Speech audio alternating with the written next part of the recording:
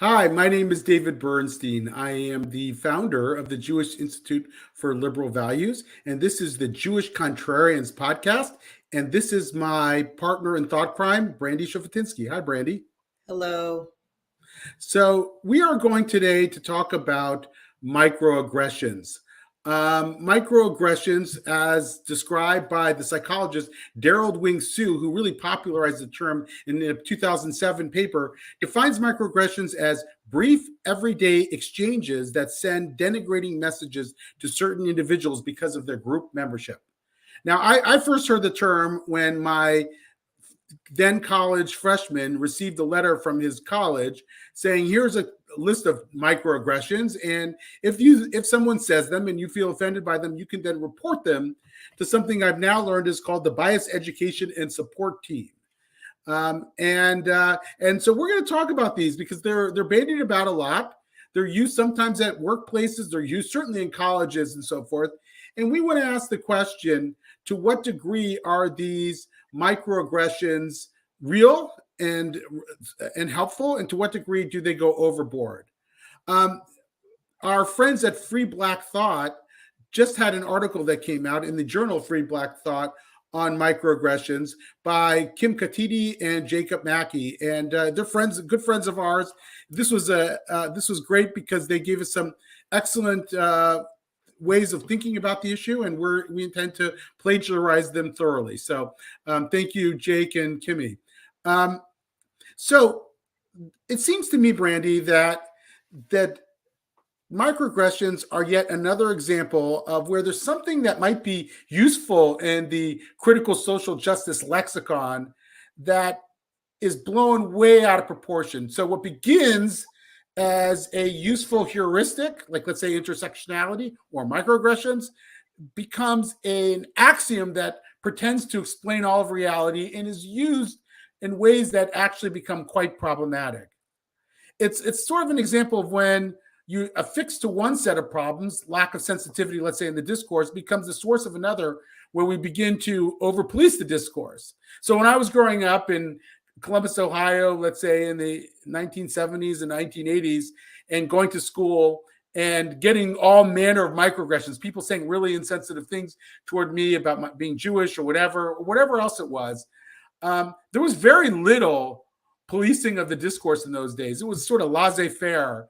Fast forward 40 some years, and now I think there's over policing of the discourse, and there's stifling of the discourse, and I think we've got an issue now. There's institutes like there's groups like the B.E.S.T Education and Support Team in college.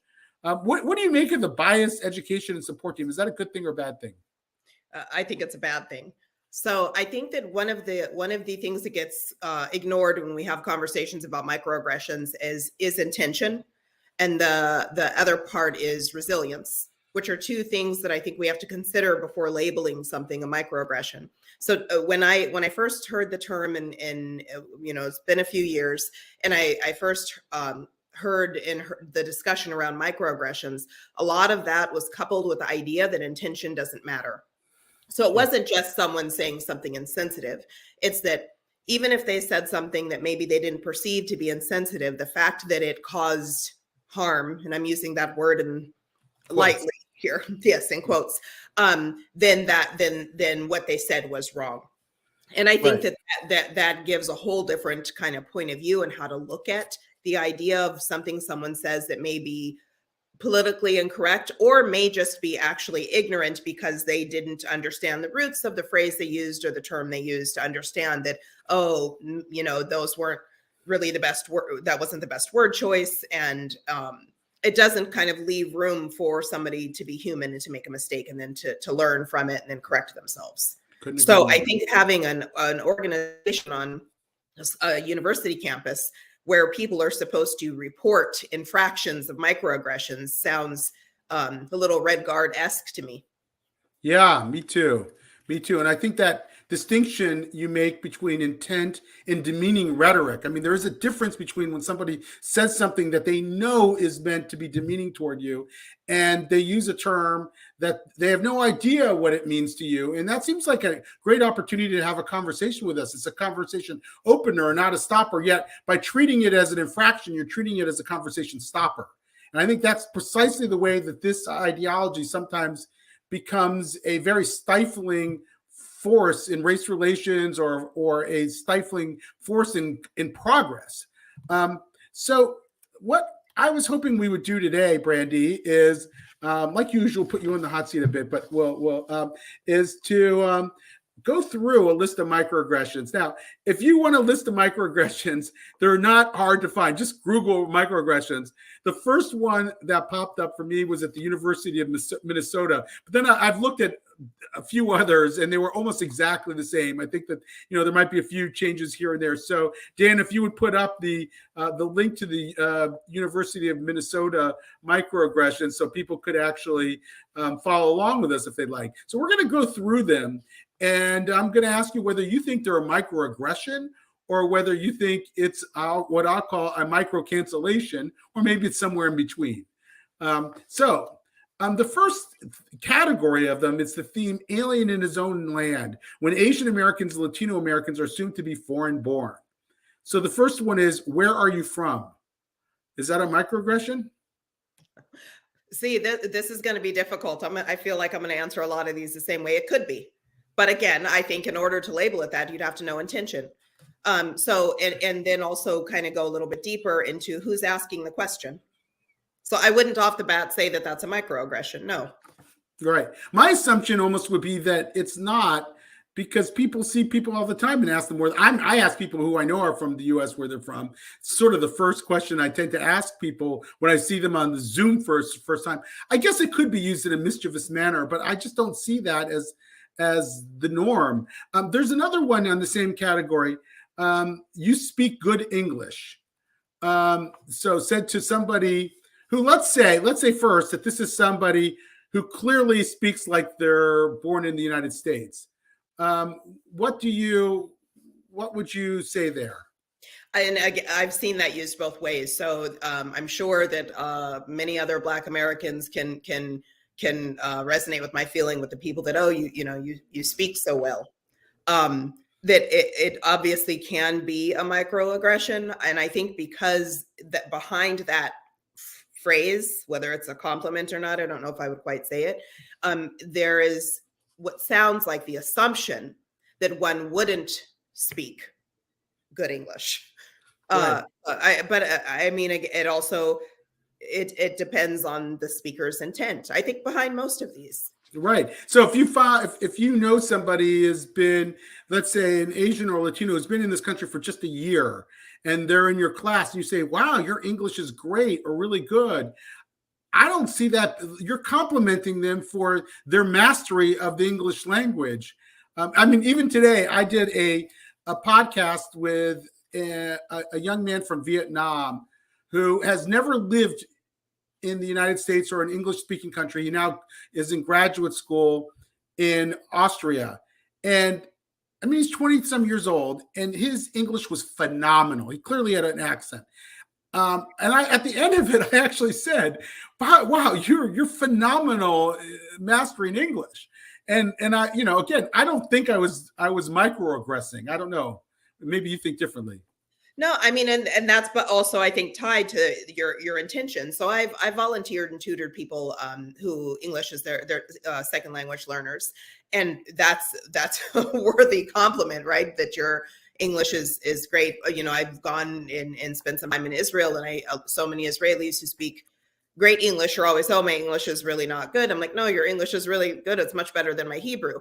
And the intention there isn't a slight to think, oh, well, the assumption is this person is unable to get a grasp of the English language. Right. But we've also seen the other side. I mean, it has been used in a way that is more like a backhanded compliment where there's, ignorance tied to that statement. Exactly. So let's go on to the next category. It's the ascription of intelligence, assigning intelligence to a person of color on the basis of their race.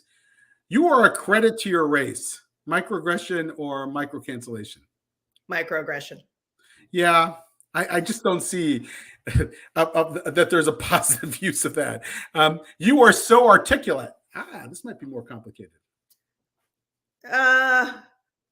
I mean, I could easily see that as a microaggression, and I can also see it where it could possibly be a compliment. But I think depending on, I've experienced it more as a microaggression, and I've experienced it just a few times where I believe it was probably meant as a compliment. Yeah, I could see it either way as well. I've heard people do that, particularly when they have, let's say, Black guests on a TV show where the host will say, "Wow, he's very articulate." That seems to be a um, a microaggression. You shouldn't say that. That's really not cool and not thoughtful.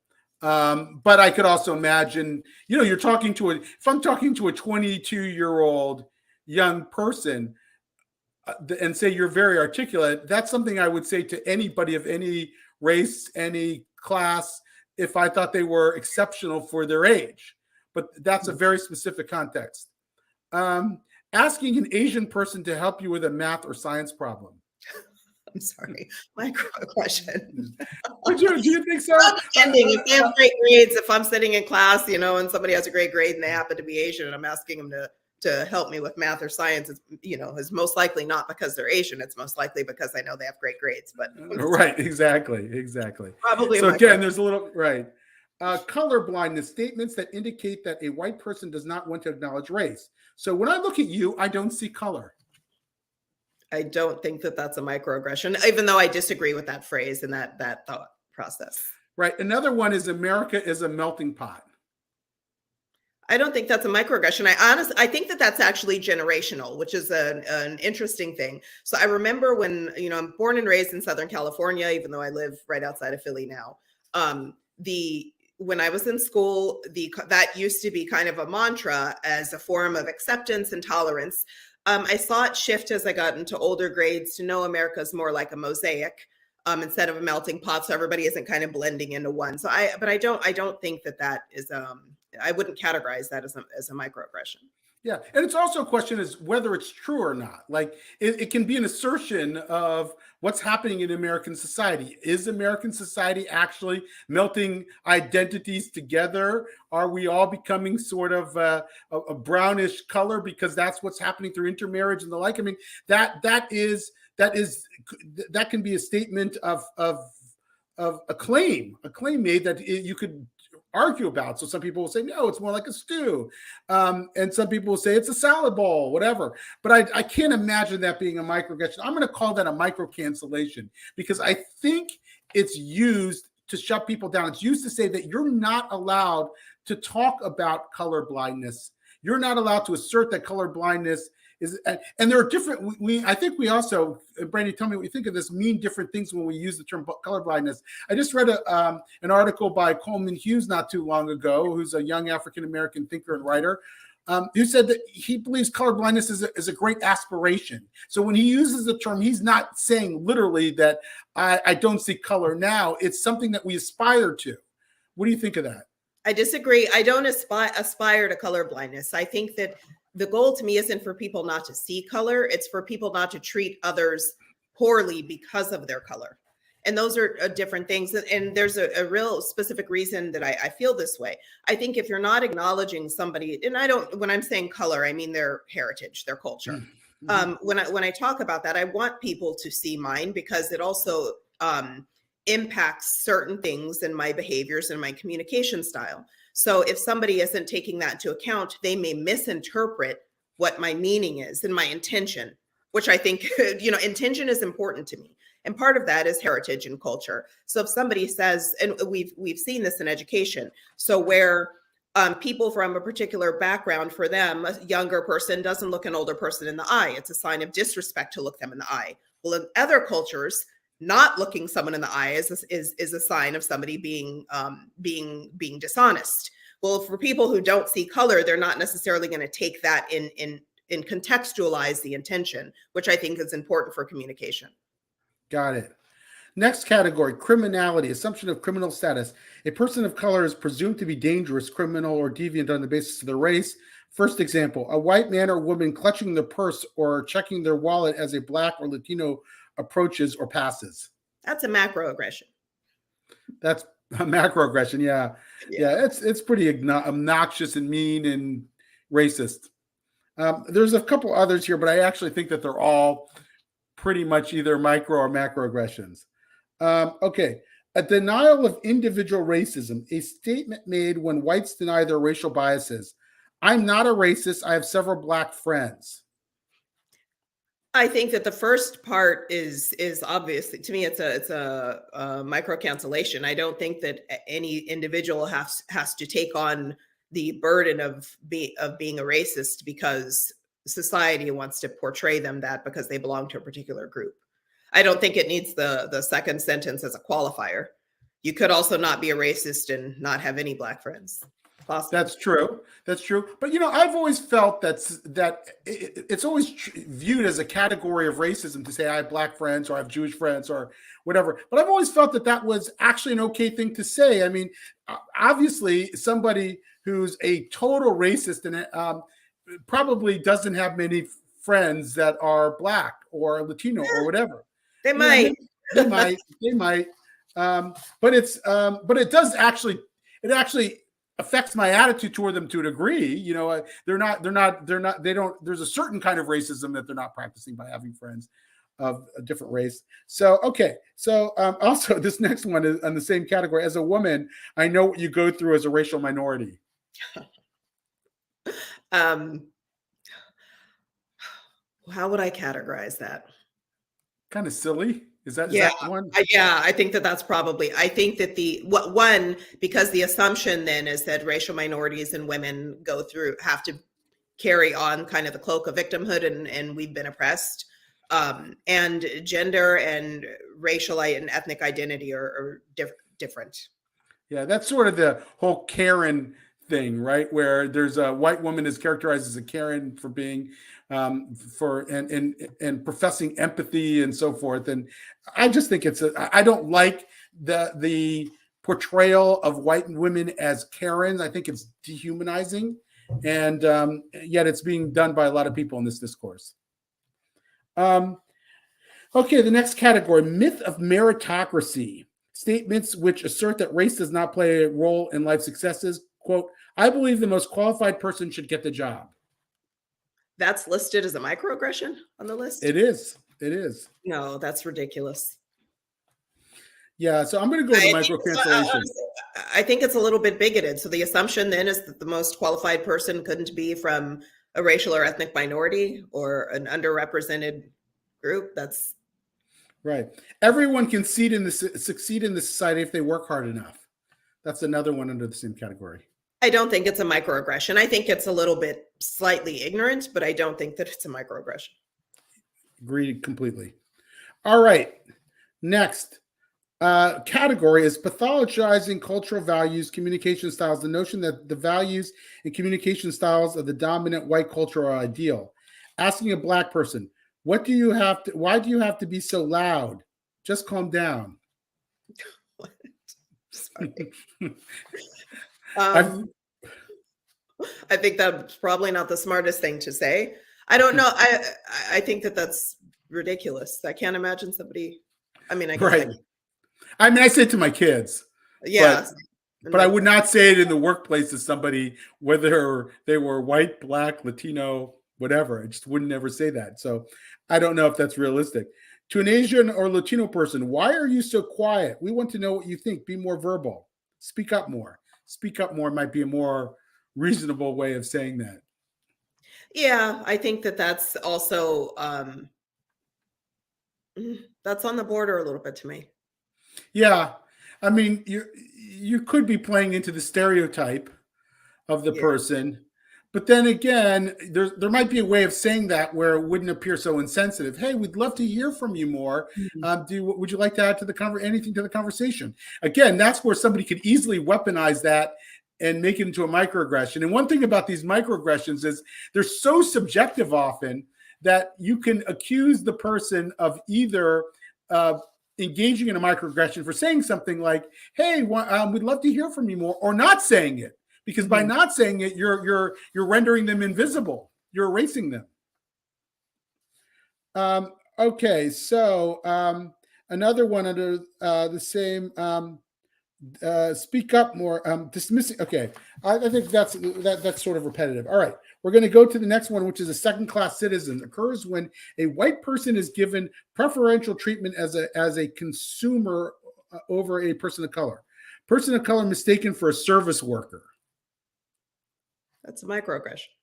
Yeah. Now I have to say, that is one of those things that happens, I think, very frequently, and probably not only, but maybe more often happens to a person of color. Like, I know I've been at, like, this happened. I'm going to plead guilty. I've done this before, and I'm mortified afterwards, like for days. So I've been at Nordstrom Rack, and I'm want to try something, and I see somebody, and it could be a young black male, and it looks like from the back that they have the same sort of uniform that the store workers wear.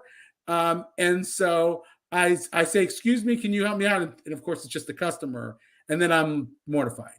Now, it might be a bit of a microaggression, because maybe I should have gone to I'm not going to say maybe. I should have gone and checked to make sure that like, look for the badge. Okay. Otherwise, you're teetering on thin ice.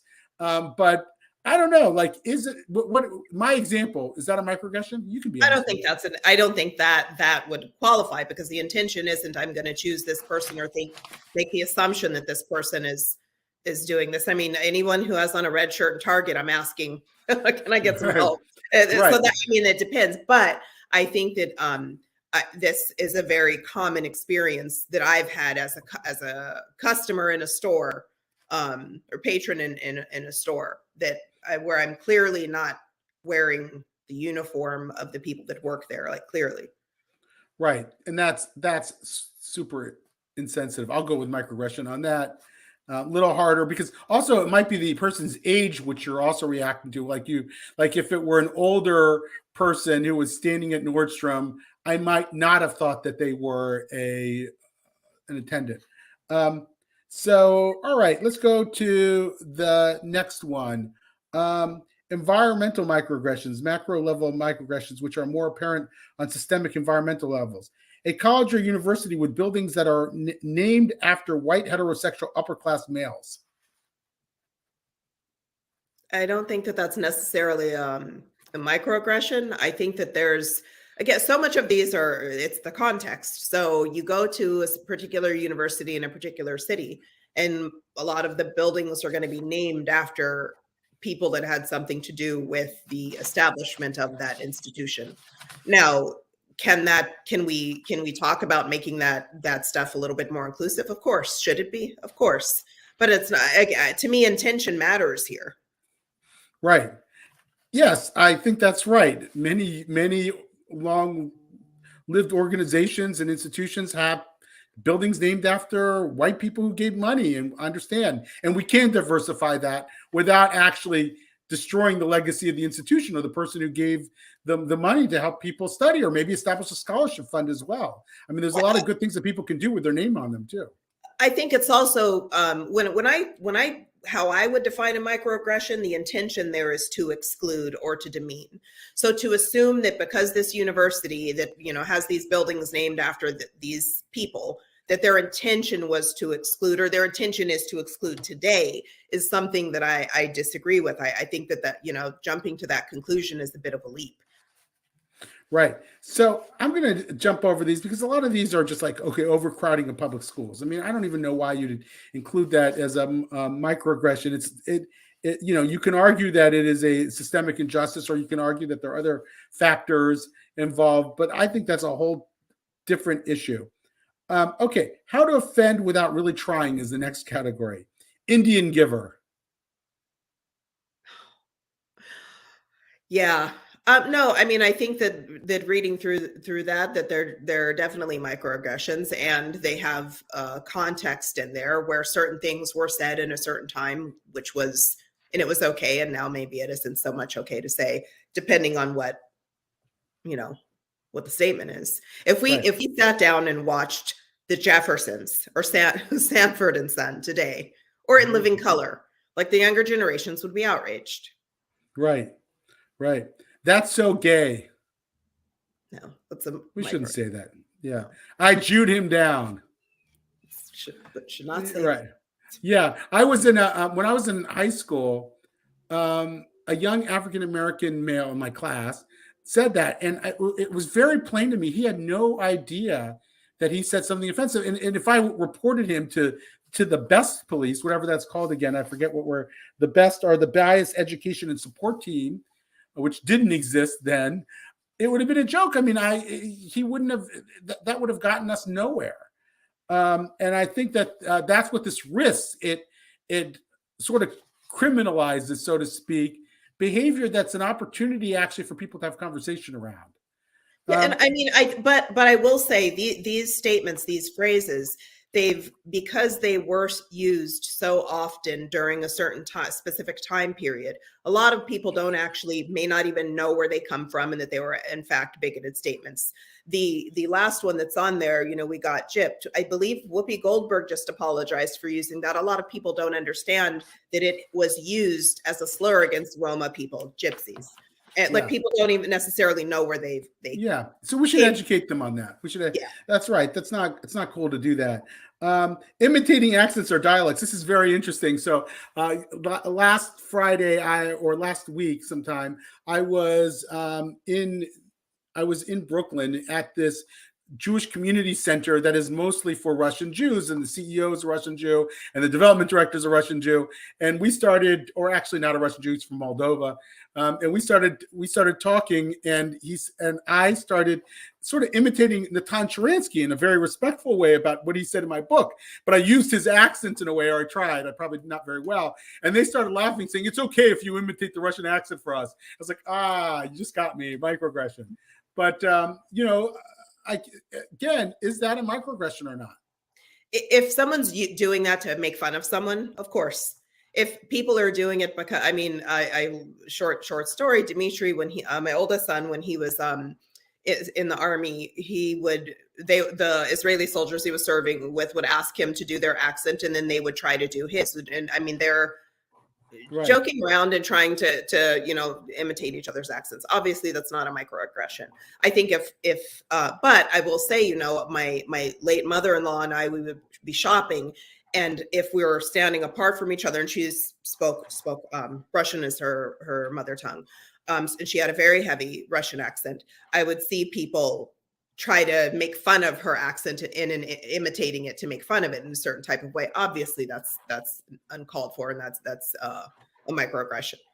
Agreed. So in the article that we referenced in the beginning, and that's in Free Black Thought this week about microaggressions, Jake Mackey states that that when he grew up with this phrase that I grew up with, I think we're close to the same age, "Sticks and stones will break my bones, but words will never hurt me." And the interesting thing is I heard that used again recently, which was "Sticks and stones will break my bones and words will always hurt me." So they actually changed in the opposite. They made the phrase the opposite of what it used to be. So what should it be? Should it be "Sticks and stones, don't break my bones, but words will never hurt me," or "will always hurt me"? I think that words can sometimes hurt. I think that I think that it is it can hurt to be called names or to be made fun of or to be the butt of a joke, and those are words, and those can be hurtful. I think the idea that if somebody says something that may be insensitive or politically correct, and that's the same as someone committing some kind of physical act of violence, it's nonsense. I think it's ridiculous. But words do matter, and I think that there are consequences of some words and actions. We see them. We've seen hate speech lead to physical violence, and I think that but pretending that every little slight or every little politically incorrect thing said is a microaggression worthy of somebody being reported to some type of organization or committee just borders a little bit too closely to authoritarianism to me. Yeah. The other thing about and I think this is part of Jake's point, and Kimmy also responded to this, was that aren't we also in a way conditioning people, kids and young people, to be offended rather than to build the necessary resilience to be able to deal with whatever life gives them. What do you think about that? I think that they have a very important point in that, and I think that part of that is also no one else has the right to tell me what should offend me. So just because somebody at, say, University of Minnesota came up with this list of microaggressions, who made that canon? Who decided that? It's not up to somebody else to dictate to me when and where and how I should be offended. Right. They're making a sort of generalization of that as well. It's a kind of stereotype too. Yeah, and I mean, doing that with young people, I think, is a little bit dangerous. You're telling young people that they have to feel a certain type of way about something, even when they don't, and they're unable then to express their own individual agency. Right. It's of a piece with a larger cultural trend in which we're sort of conditioning people to lean into their anxiety rather than build resilience. And that doesn't mean that we shouldn't be sensitive to language, as you were saying before. That doesn't mean that there aren't ways that we can be more thoughtful and we can create cultures that are against bullying and racism and the like. It just means that people in the world that we actually live in are sometimes going to be insensitive. And how do we build resilient people who can deal with it? And I think that this culture argues against that right now. Okay, well, it's been a little over 30 minutes. I think it's a wrap. Shabbat shalom, Brandy. Shabbat shalom. Shabbat shalom, everyone. Take care.